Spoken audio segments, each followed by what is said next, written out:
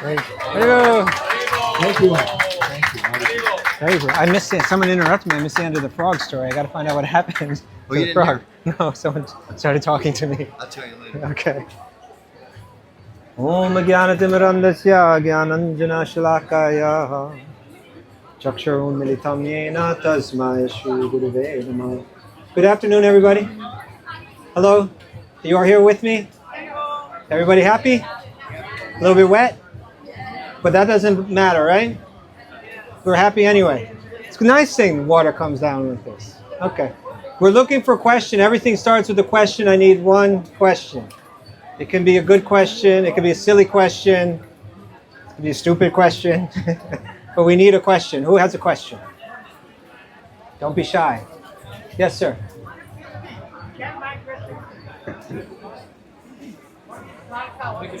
I will. So other people are coming to Krishna consciousness easily, but how to bring the youth? So it is becoming How to bring the youth to become more Krishna? When you say youth, how old are you talking about? you are going to school, College? school and college, School? What grade? You mean college youth? Teenage? teenage. Well, there's so much here that when you're a teenager, the question is how to get younger people interested in Bhakti and Krishna consciousness. And the fact is, that's the time where a lot of people are really searching for the answers in life. When I was a teenager, I was right in this park, actually, like looking for the different answers. There'd be all kinds of people around that I could talk with. But what I found was that we had a way, that the devotees had a way. I remember the first time I ever saw devotees was this festival in this park. And I used to hang out in this park every day. So when this festival came, I'm like, what are these people doing taking over the park like this? Who do they think they are? But now here I am doing it myself. But the thing is, what I found was the philosophy of Krishna consciousness, Bhakti Vedanta. It has very clear, solid, consistent answers to all the important questions about life. So I think if we put that forward, they say that when the sages were in the forest of Naimisharanya, this is the beginning of the great text, the Bhagavad Purana, the Srimad Bhagavatam. It starts with all the sages have gathered in the forests. And they all have different ideas about what would bring the best spiritual results. But they were kind of conflicted about it and they didn't feel they were getting anywhere. So they turned to one sage. What was that sage's name? Sutta Goswami. They turned to Sutta Goswami and said, Sutta Goswami, you are the elder amongst us. But not only that, it's not that you're just older, you're more learned than all of us. And it's not that you're just more learned, you actually have a very pure heart. You're very pure hearted and you've been blessed by your gurus to understand the teachings of Vedanta so well. So we've all gotten together, we're getting nowhere on our own.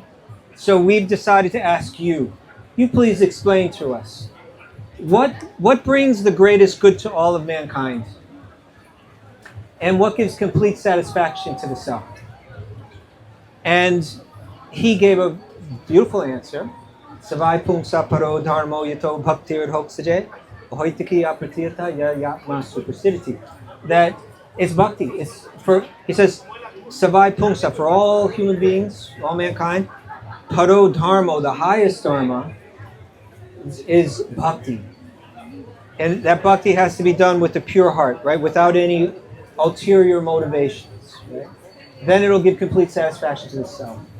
And then he goes on to say that all of life's activities, we shouldn't move through this world for our purpose shouldn't be just to try to enjoy the senses. Every animal does that, but when you reach the human life, you have the potential for so much more, to understand what is this world, what am I doing in it, what am I supposed to learn, what greater potential do I have. So he said, actually, human life is not meant for sense gratification. All of one's endeavors should be directed toward understanding the absolute truth, inquiry into the absolute truth. Meaning, when they say absolute truth, it means there's so many truths, but if you follow that truth back, every truth is relative to something else, right? Like, I'm here, that's true, but I'm only here because my parents were here before me. So the truth of my being here is related to my parents before me. If you go back, and every truth goes back towards another truth that it's related to or dependent on. But there's one truth, the absolute truth, the truth that's not dependent on anything else to be true. The truth that's the source of everything. Jad mad yasa yataha. The truth that everything comes from. He's saying, inquire into that absolute truth. So then the sages, they naturally would turn to him and say, well, what is the absolute truth? Because we hear so many things about God or the absolute truth. Is God a person? Are there many, many, many gods? Or is God just like an energy? Is there no God? What is the absolute truth? And then he said this very famous verse. What is it? Vedanti tattva vidas tattvam yajgana madvadyam brahmeti paramatmeti bhagavaniti shabdite. This is what I'm getting to your question. Okay? He said that supreme absolute truth is one, but could be understood in three features. Oh, this is an interesting idea, right? You're saying that God, people have different conceptions of God, and he's saying that God manifests in several different ways. God manifests as impersonal energy, as the Brahman, the divine light. God manifests within the heart of every living being. It's Paramatma. And then God also manifests as a person, Bhagavan. And what he goes on to explain is that with each of these realizations, a person may realize God on any one of these three levels. You could realize Brahman. What does it mean to realize Brahman? It means I realize I am not this body, I'm not this mind, I'm the soul within. All these designations, I'm a man, I'm a woman, I'm black, I'm white, I'm young, I'm old, I'm American, I'm European, I'm African, I'm intelligent, not so intelligent, I'm this, I'm that. All of these things are very temporary ideas and they're not who I am. I am Brahman, I am spirit, I am beyond all of this. That's Brahman realization. It's a tremendous, relief when one comes to the stage to realize this deeply. But one could go deeper still. And one could understand that behind all of existence, there's an intelligence working. There's a divinity behind all this that's moving everything. That's behind the changing of the seasons and our own bodies, growing old and then moving on to the next body. And every shift in this world is being directed by a soul. Not just an Atma, but the Paramatma, the Supreme Soul. And that Supreme Soul, not only are we all in him, because he's the soul of the entire universe. The universe is like a living body, and he's the soul that gives life to the whole universe. But then he also enters into everybody. So this supreme consciousness is inside everything, and everything is inside it. And that's a whole nother level of realization, because when you realize that, you realize everything that's happening in my life is being directed. It's meaningful. It has a purpose, and I'm meant to learn from it and grow from it and evolve from it. So Brahman realization and then Paramatma realization. And then Bhagavan realization means that behind it all there's a person, a beautiful, loving person that you can know like a person, that you can love like a friend, that you can love like a member of your family, that you can even love like in a romantic sense, like a lover. So that's Bhagavan Sri Krishna. And if you have Bhagavan realization, then you necessarily have the other two. They're all inside. Like if you drew three circles, Brahman would be the smallest circle, and then around that would be Paramatma realization, and around that would be Bhagavan realization. If you have Brahman realization, you may not realize that there's someone behind all this, so that you can know God like a person. But if you know God like a person, then you know God's in your heart, and you also know that I am Brahman, I am spirit. If we try, now here's your answer to your question, ready? If we try to explain from the Bhagavan platform, worship Krishna, he lifted Govardhan Hill, right? You can love him in an intimate way. For a lot of people, that's not going to immediately connect. But if you preach from the level of Brahman and Paramatma, there's a lot of interest in these topics. People need to know, I suffer in this way. My mind goes through loops of depression or anxiety or just frustration. I hold on to all kind of resentments in my mind. I'm not peaceful, I'm not happy. We can help you with that. Because you're not your body, you're not even your mind. How do you know that? Well, you can stop and you can look at your mind and watch your mind go through all the changes that it goes through, the ups and downs, the emotional shifts that it goes through. That's the nature of the material energy, is it's always shifting. But you're not that mind. You're the soul within. You're never shifting, right? You're not black, you're not white, you're not man, you're not woman. All the different problems that we have in this world, this spiritual knowledge has the answer to it. That's relevant. And young people are going to be interested in that. They may not be interested in, tell me about your God and I'm supposed to worship your God. But they are looking for real good answers to the problems that we have in life. And this philosophy has those answers. So we need to make sure that it's relevant to them, that it's meaningful to them. And then I think people are more interested. Okay?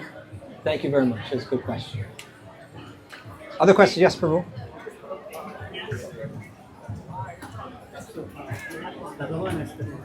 Bhagavan aspect of God. Yes. Bhagavan, yeah.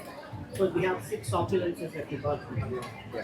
And elsewhere in Nectar of Devotion, we see 64 qualities of.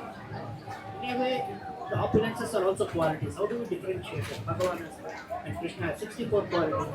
Krishna is not partially in anyone. Everything is full, right? So how do we actually differentiate? How do we like? Krishna has 64 qualities. How do we do that?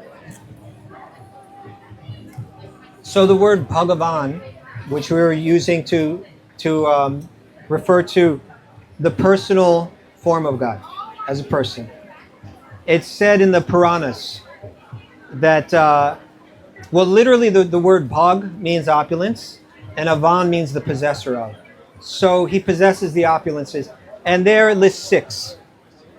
So that's a general description. Then when you get to Rupa Goswami's text, then he's going to go into far greater detail. So those 64 are within the 6. But it's just a different list, a more detailed list that he gives them. Okay, thank you. Yes, sir. How do I correlate spirituality and karma? Okay, that's a great question. So, you were born on Janmashtami. Very auspicious. Okay. So what does spirituality mean? It means awareness of the spirit, right? That we are not these bodies, we are not these minds, we are a spark of spirit. We are eternal. We have a source that we come from, a spiritual source. But currently we're not existing in our natural atmosphere. Because we're made of spirit, it means we are Satchidananda. We're eternal. Naturally we're conscious and we're blissful by nature. But we're moving around in a world that is in a sense like a virtual reality. You know about virtual reality, right? It's like a computer program in a sense. And within that virtual reality that we're living in, let me imagine you had a friend. What do you do for a living? Microbiology? Oh, wow. Okay, technical stuff. Okay. Well, imagine that you were like a computer programmer. I'm saying, let's imagine you were. And you had the capability of creating virtual realities, programming, coding it. And you had a friend. And your friend said to you, I really wish I could fly in the sky like a bird. And you said, well, I could create that experience for you. If you like, I could do it through a computer program, and we could plug you in and give you goggles and headphones, and you'll feel like you're flying. And they would say, oh, I would love to experience that. And so you say, okay, so you design like a flight simulation program where this person, they come to your home and you lie them down on the floor and they put on the goggles and everything, and then they start to fly.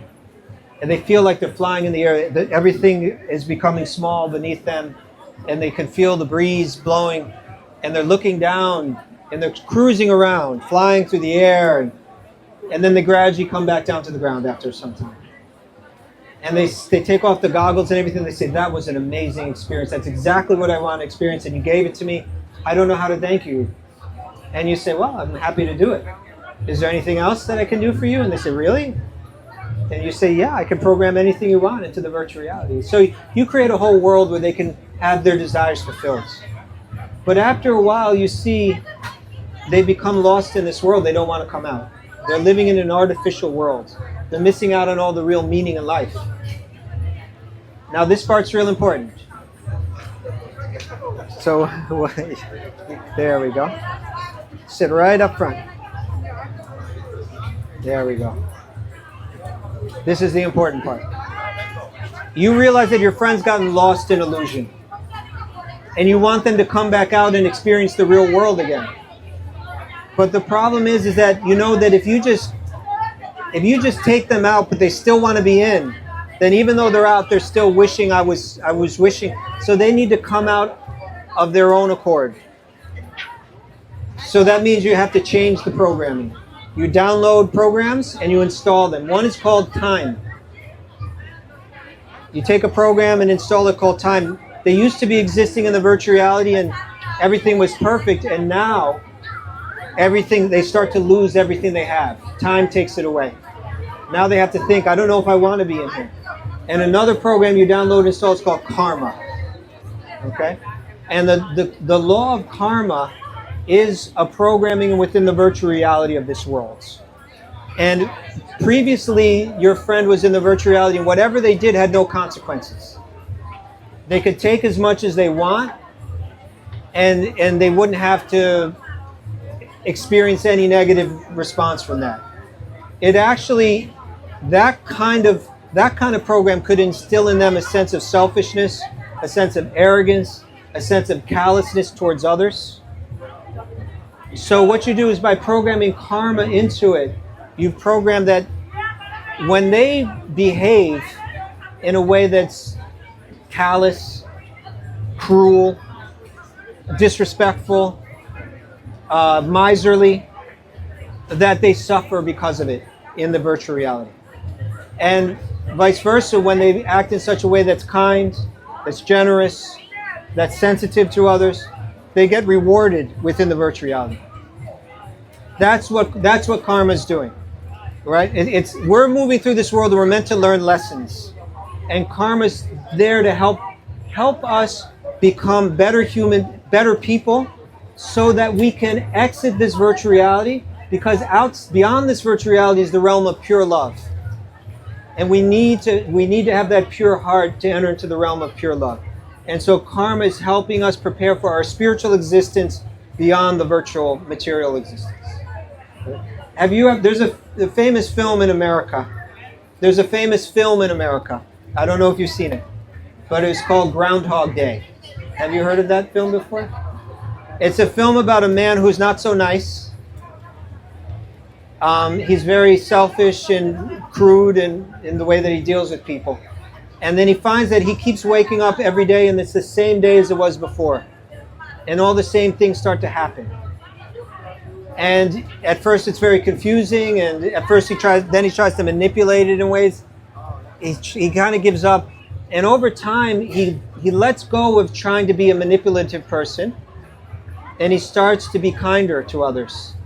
And at a certain point, after many days like this, he wakes up and it's a new day, because he had a lesson to learn. And what the great texts like Bhagavad Gita are saying is we're being born again and again and again. We're meant to learn lessons here. And when we finally learn the lessons, then we can transcend this realm and enter into the realm of divine love. But karma is a law that's there to help us, help reform us, help reshape us, so that we evolve and we grow. I'm sorry?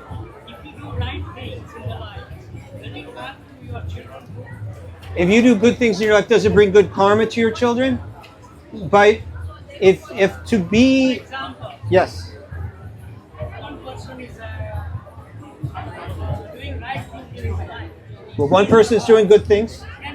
Yes. Okay. All things he is doing right.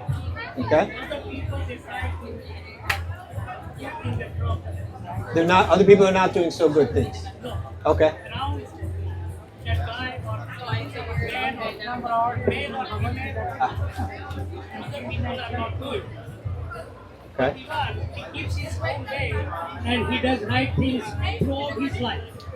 Okay? Other people, they have big mansions, lot of money, everything. Yeah. So how about the next generation to the guy who was following the right follow? I missed the last part of the question. If someone else can help me, but you're saying that the next generation, Next generation, it would be good karma.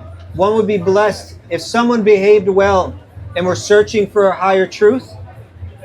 Then they would be fortunate to be born in the family of the more more evolved family, right? So Arjuna in Bhagavad Gita asks Krishna, "What if I take onto a spiritual path but I don't complete it?" And Krishna says, "Then you take birth in a very good family, where you get the advantage of being able to pick up where you left off." karma is very helpful. Thank you, sir. Thank you. Very nice question. My experience. I appreciate it. Another question. Send the microphone over.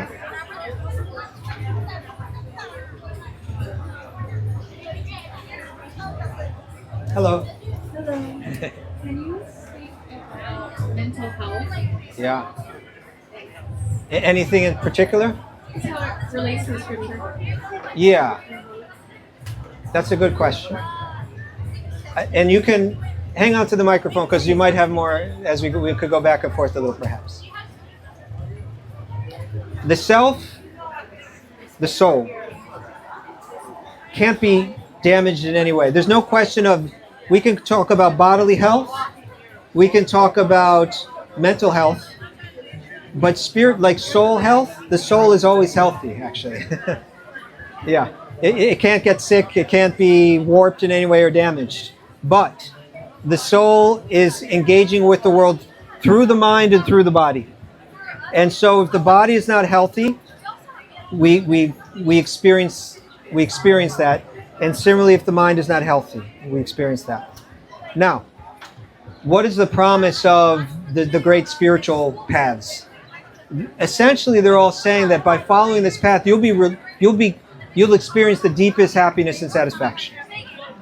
But sometimes we practice them and we're like, I've struggled with mental depression or anxiety or something like that, and I've been doing the practice, but I still feel the anxiety. Maybe the practice doesn't work for me. Okay.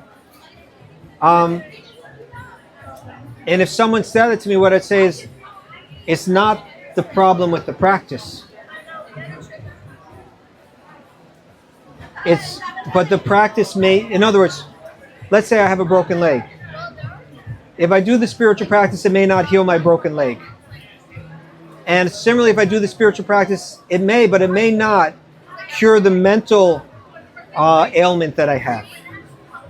So then we might say, let's find out, just like I don't go to a swami or to a spiritual person to fix my leg, I might also seek help from an expert to help me settle my mind or help address whatever malady is there in the mind for the purpose so that I can practice my spiritual practice with greater conviction and concentration and absorption, right?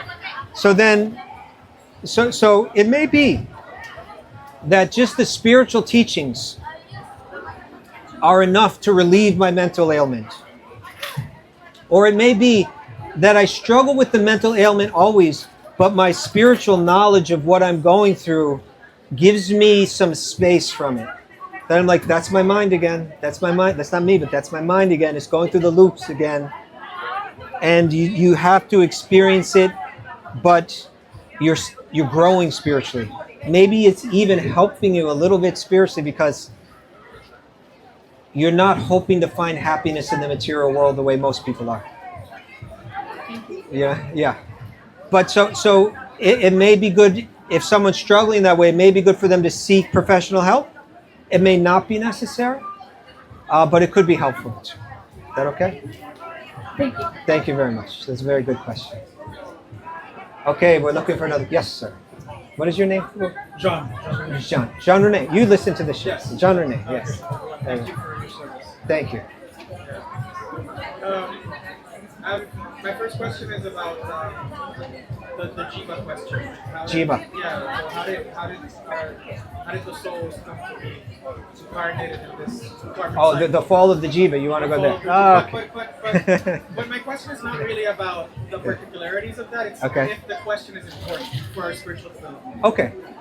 Well, If knowing, like, Yes. delving into that is important. well, the question is it's absolutely like a natural question that's one going to ask, because this philosophy, there's so much to it. Understanding how this world works, who I am, what's behind it all. But then the question is, if I'm a pure spirit soul eternally, how did I get in this situation where I'm stuck in a material world and struggling?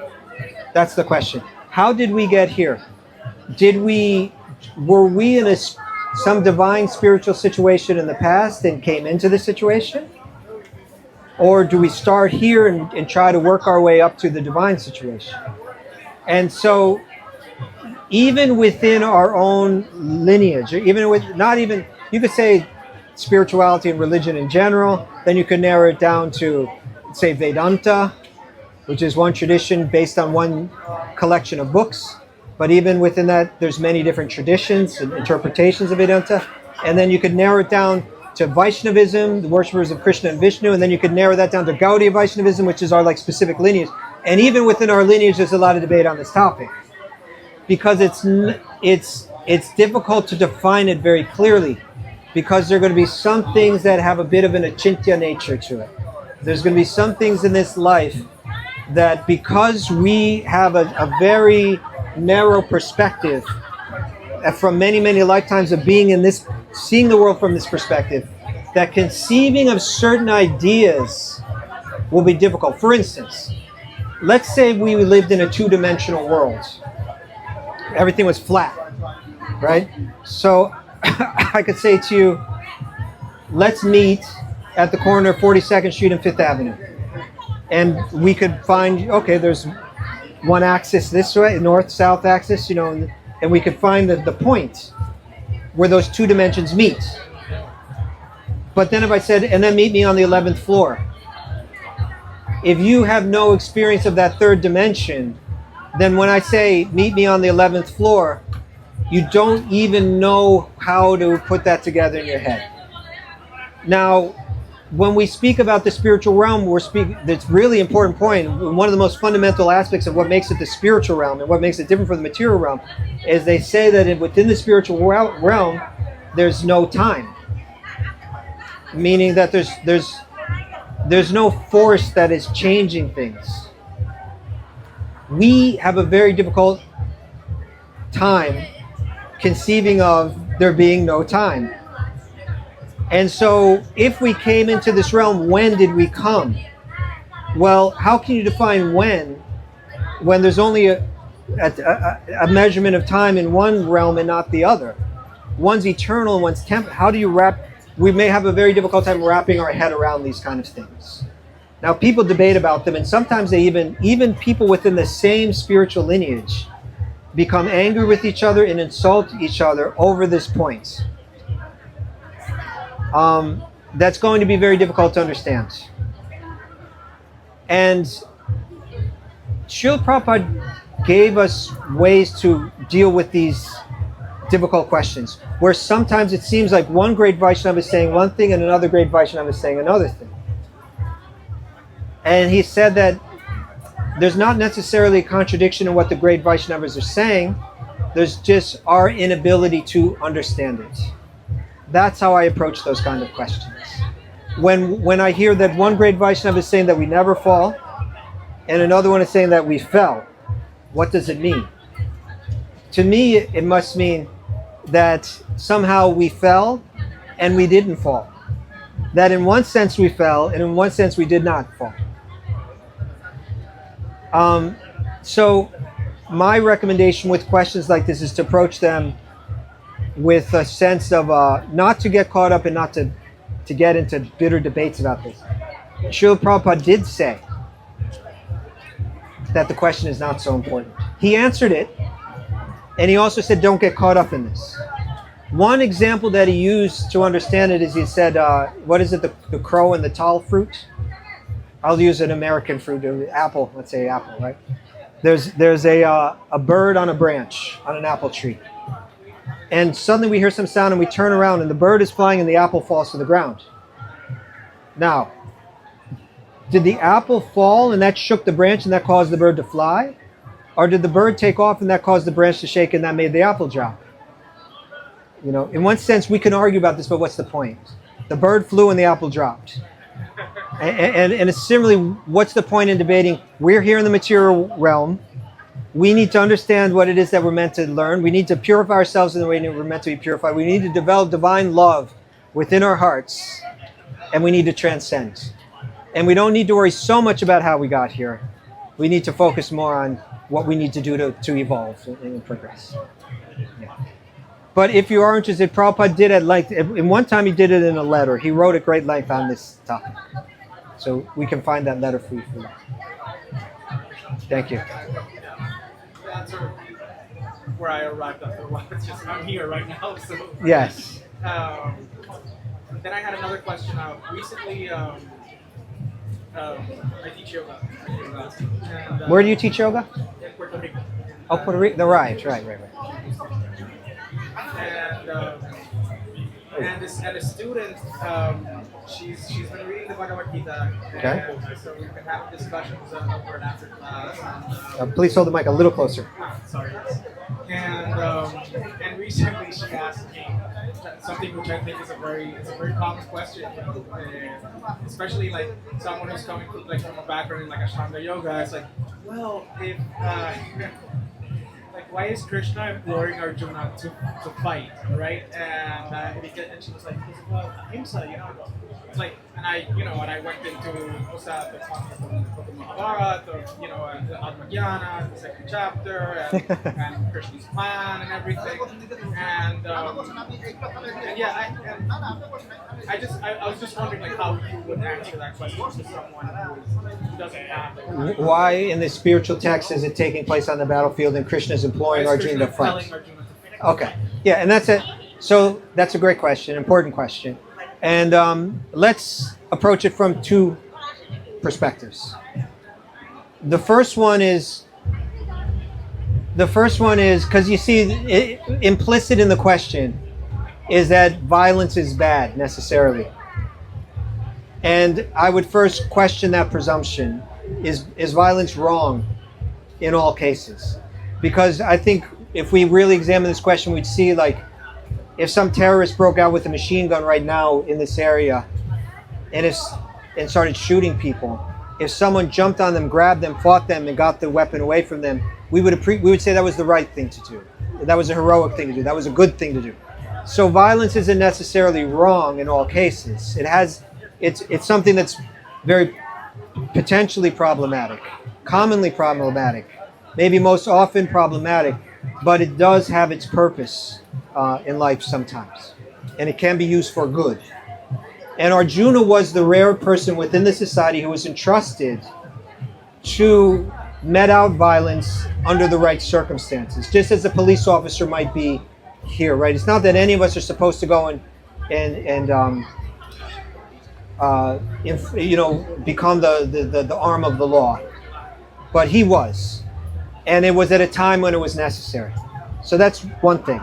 So I just say that to establish that it's not necessary, even on that level, it's not necessarily a bad or wrong thing.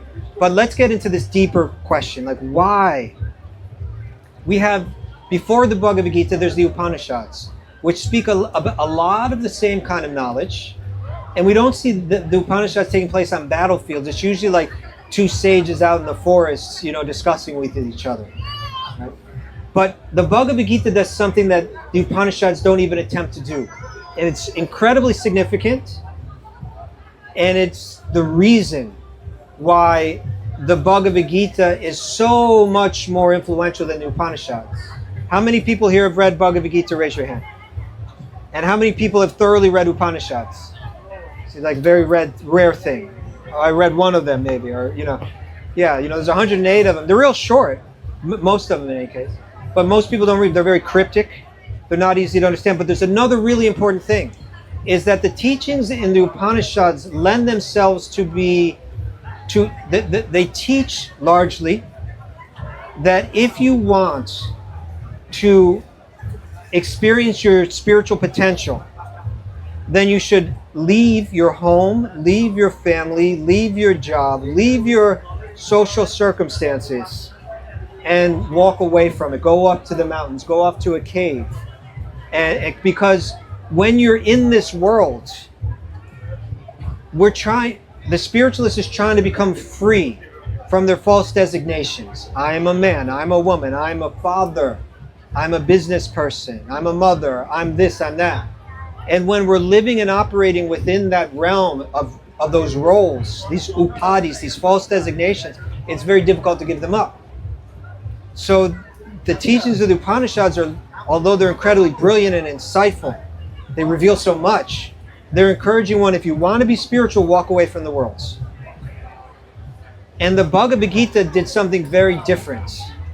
And the Bhagavad Gita says you can have the same knowledge, the same wisdom, and you can transcend, just like the renunciate, the sannyasi who walks off, even by staying within your social circumstances, remaining a father or mother, remaining in the business world, or whatever it is that your social world, your social roles are. You can embrace your social roles and still somehow have the mental bandwidth and capacity to contemplate your own nature deeply and transcend. And if you want to, now Arjuna had a difficult time understanding that. It took him 6 chapters to get that. He keeps turning to Krishna and saying, on one hand you're asking me to be a yogi, on the other hand you're asking me to fight a war. Which one do you want me to do? And Krishna's saying, I want you to do both. I want you to understand that you can be fully engaged socially in this world and at the same time have the contemplative mind of the yogi. The knowledge, the detachment, the contemplative mind of the yogi. Now, if we want to make that point, and that point is incredibly important because what that does is it means how many people in society are what right now, what if I said tonight, rather than going into the comfortable place wherever it is that you're going to be staying, sleep out in this park underneath that tree. Outside? Yeah. In the rain? Yeah.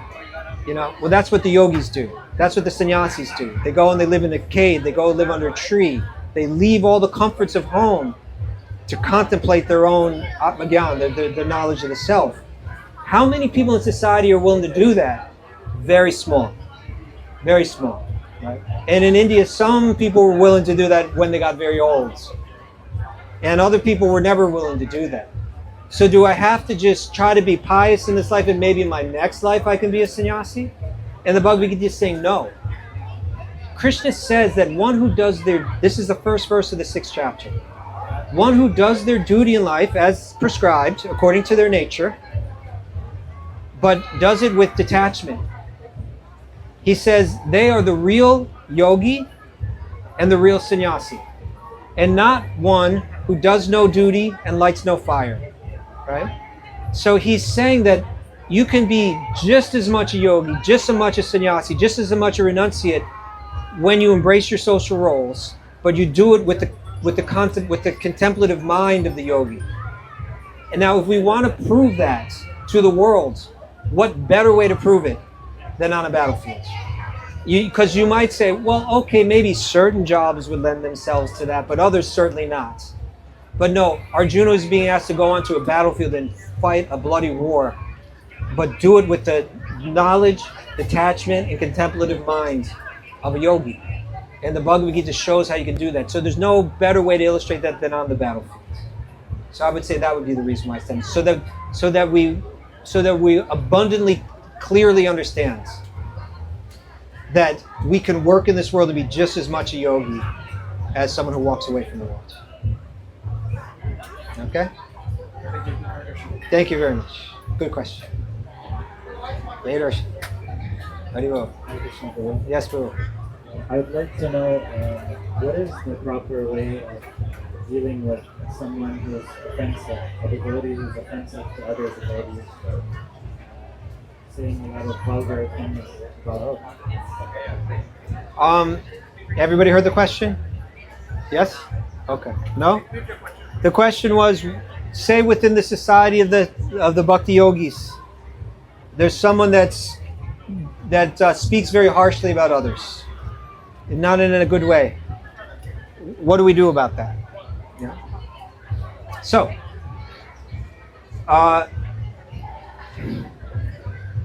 within the Vaishnava Shastras, they're so thorough.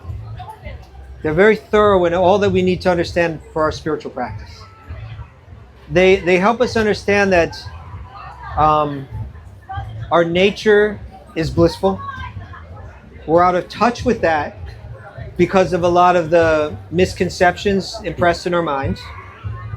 But that there are spiritual practices and there's spiritual content. Everybody uses the word content now, right? Like, you got to be producing content.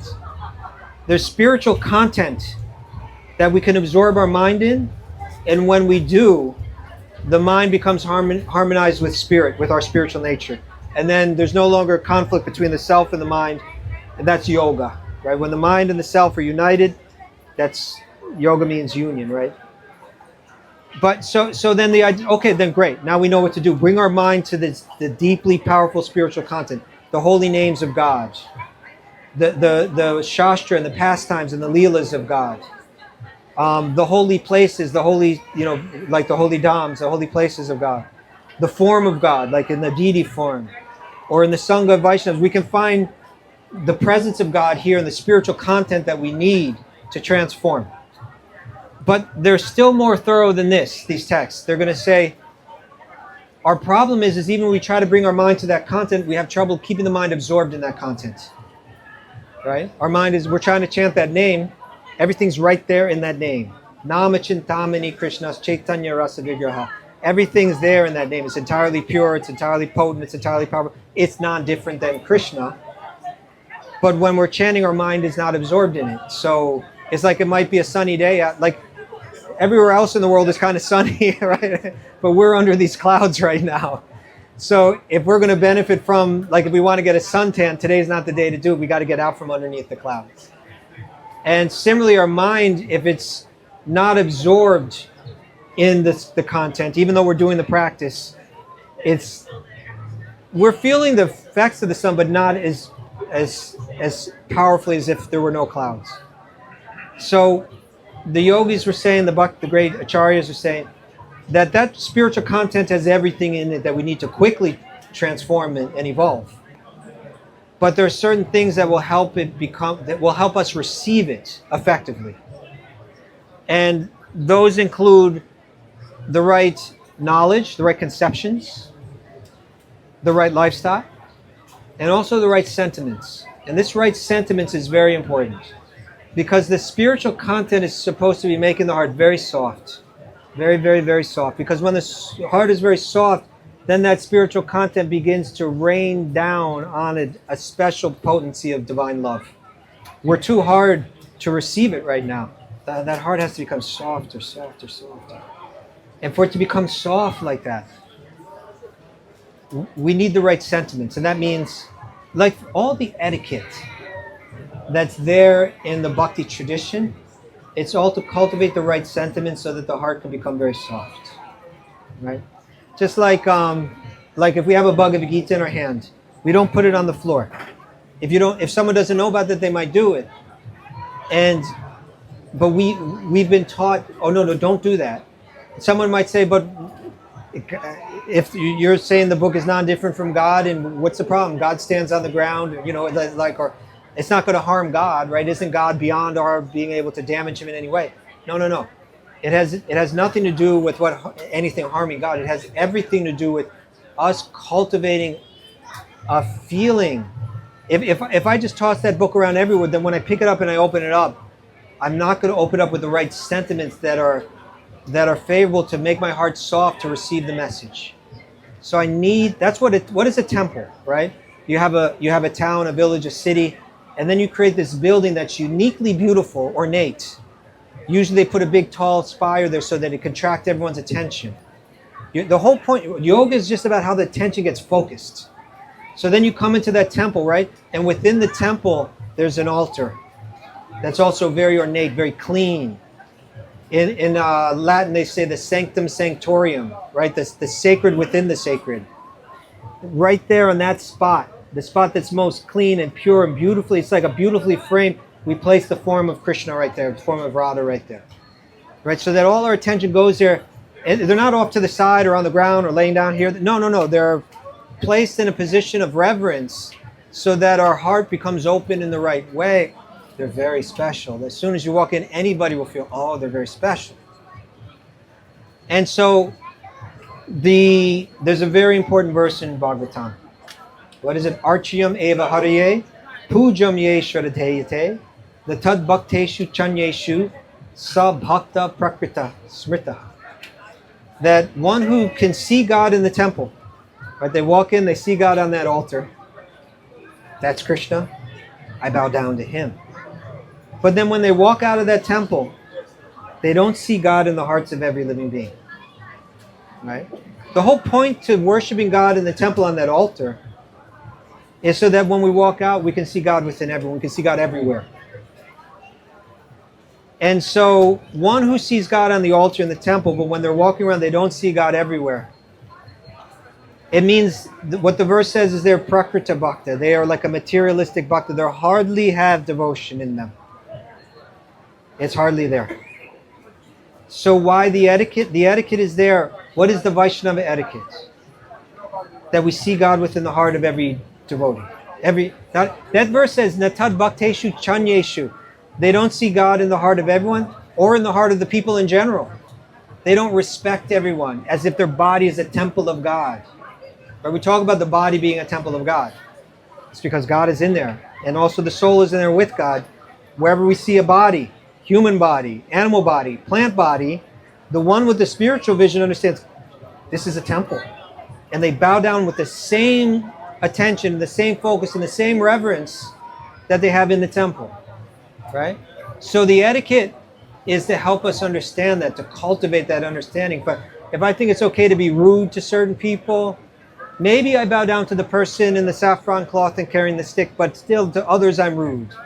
I'm not so, no. We're meant to, but it also is going to say that there's a way to move through society that helps the flow of mercy flow naturally, because sometimes that flow of mercy can get blocked. Right? So within that it says, here's 3 different ways that you relate to others within the Vaishnava community. If someone is senior to you, someone is more advanced than you, then you should approach them with respect and offer service to them. Right? You never criticize them. You don't correct them. That's not your position to do. And now for an American, it's like, well, why shouldn't we speak truth to power and all that? We can speak truth to that's there, but how we do it, we're careful.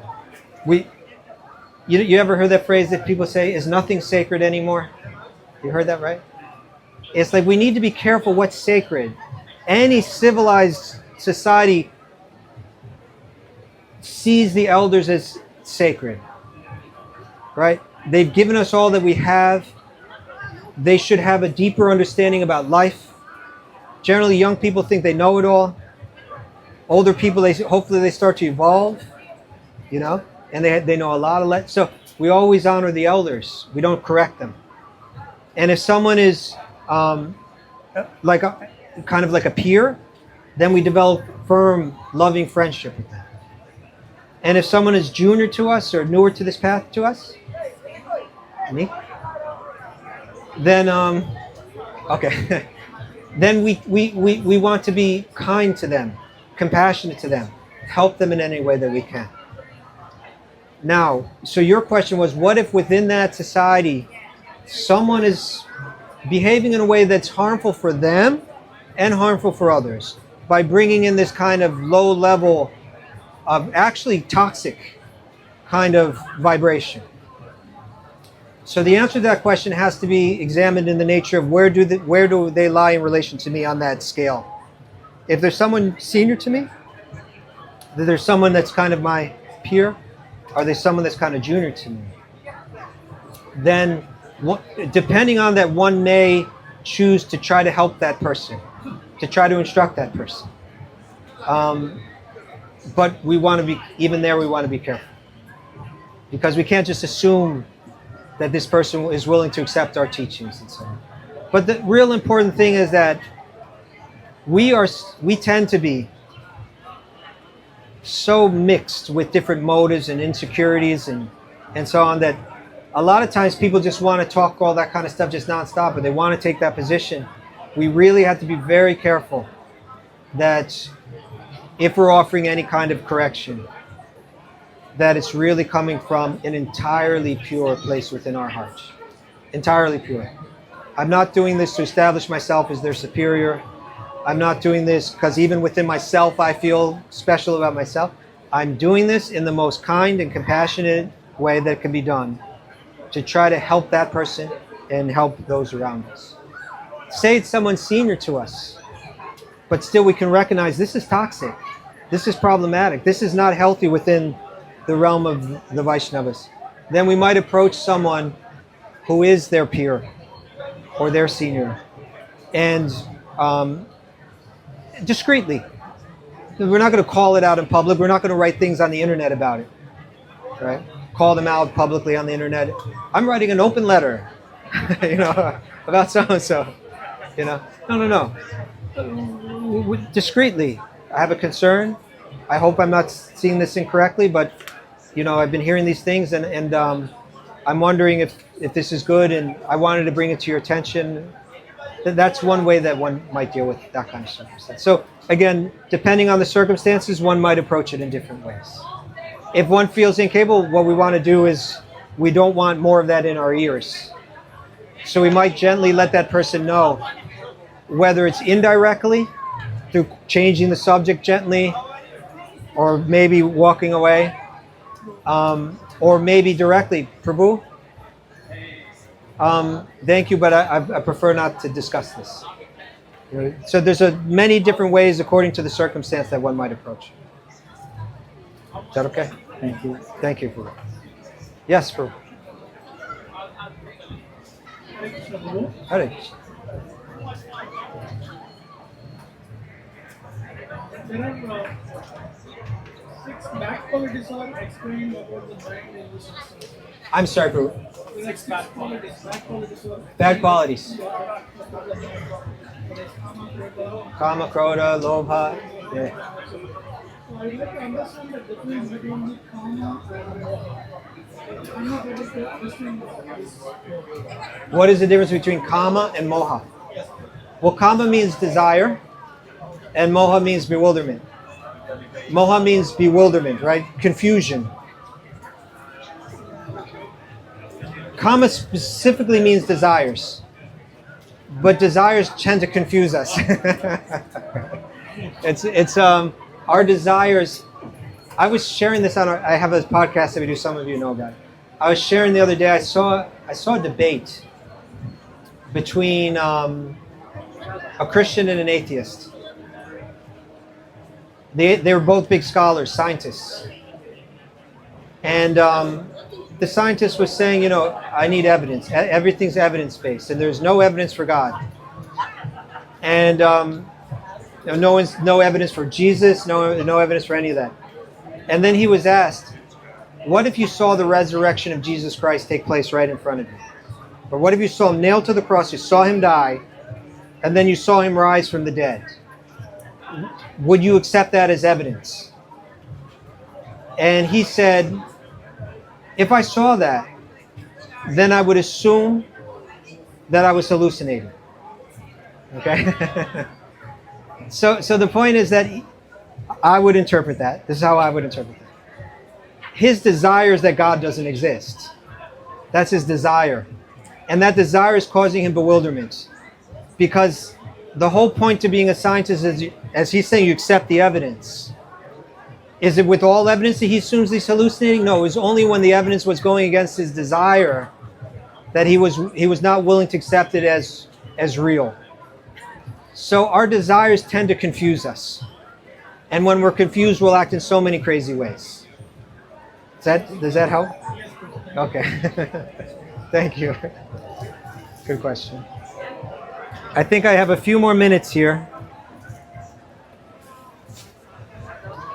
Over here?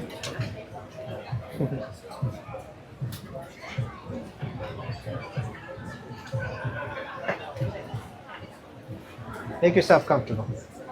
Hare Krishna.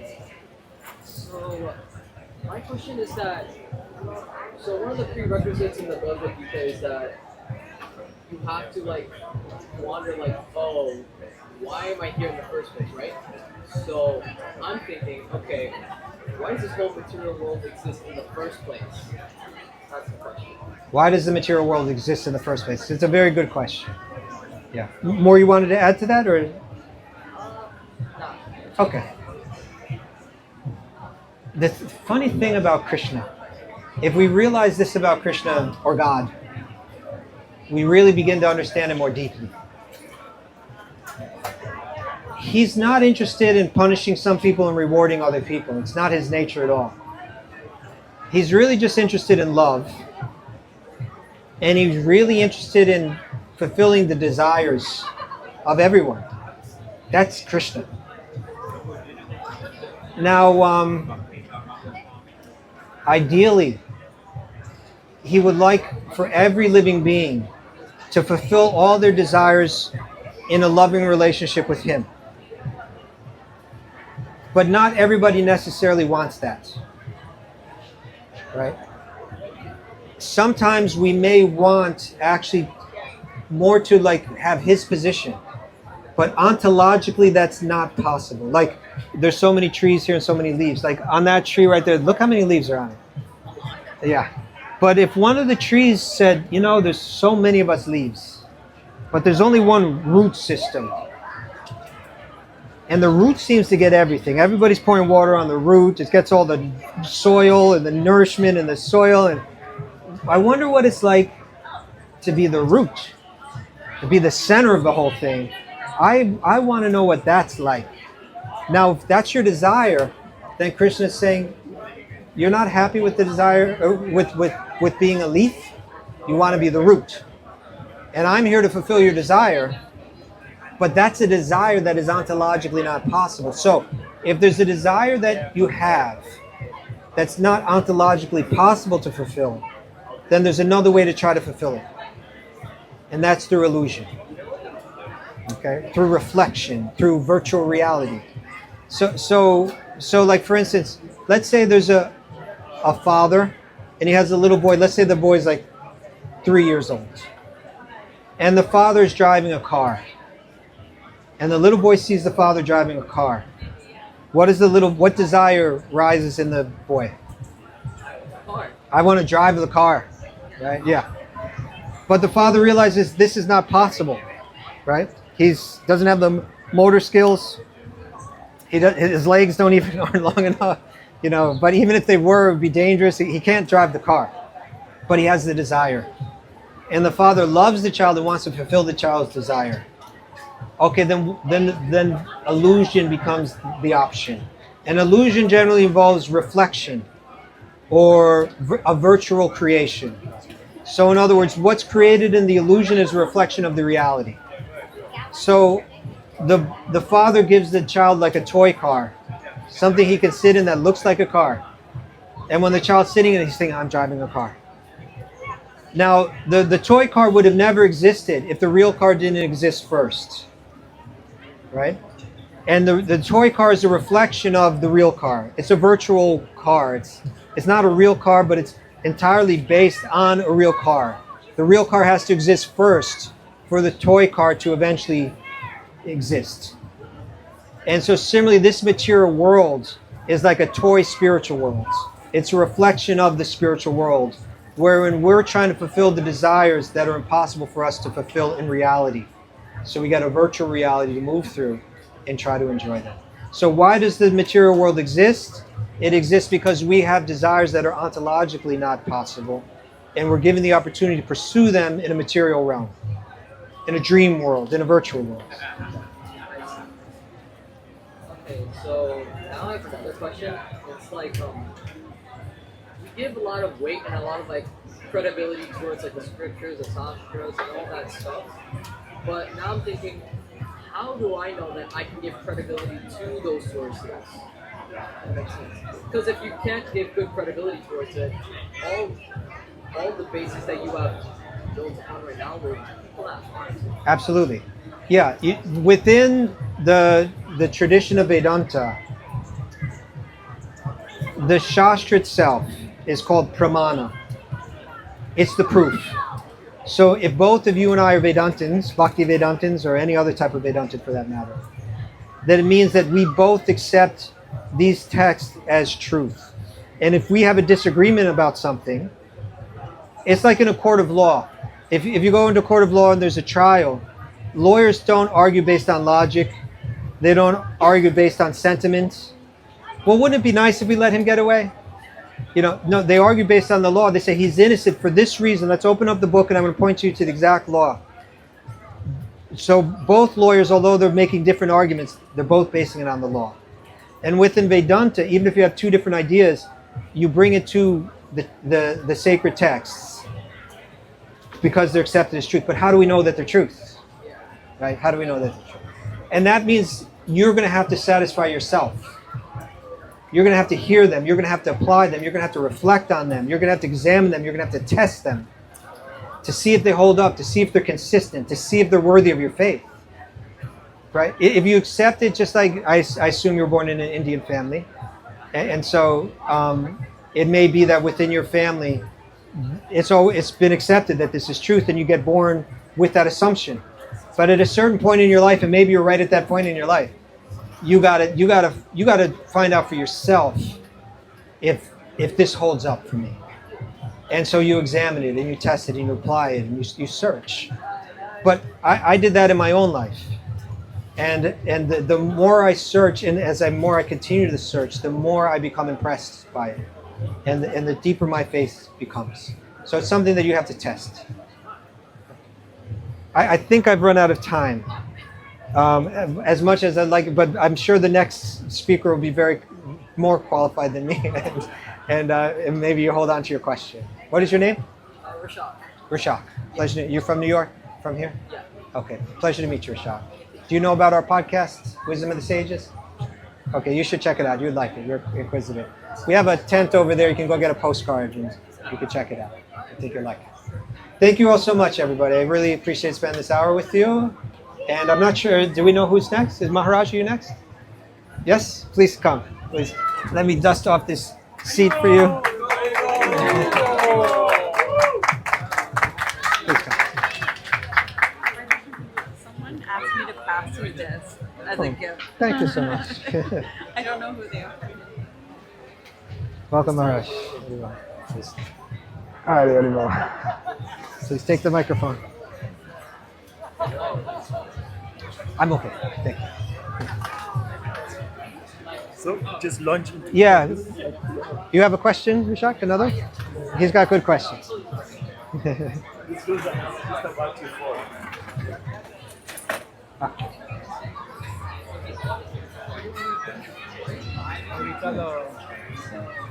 Hare Krishna.